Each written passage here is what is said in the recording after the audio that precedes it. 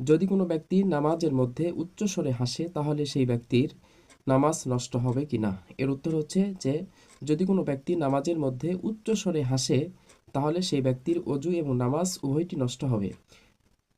দলিল সুনানে দারেকুতনি প্রথম খণ্ড 175 পৃষ্ঠা। আবুল মালিহ থেকে বর্ণিত আছে, তিনি তার পিতা থেকে একটি হাদিস বর্ণনা করেন।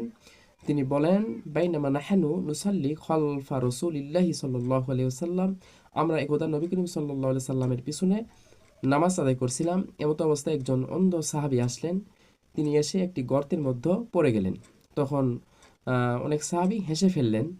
নবী করিম সাল্লাল্লাহু আলাইহি সাল্লাম নামাজ শেষে বললেন, মান দহিকা মিনকুম ফাল ইউইদিল উদুয়া ওয়াস সালাতা, তোমাদের মধ্যে যে ব্যক্তি উচ্চ স্বরে নামাজের মধ্যে হেসেছ সে যেন অজু করে এবং নামাজ পুনরাবৃত্তি করে।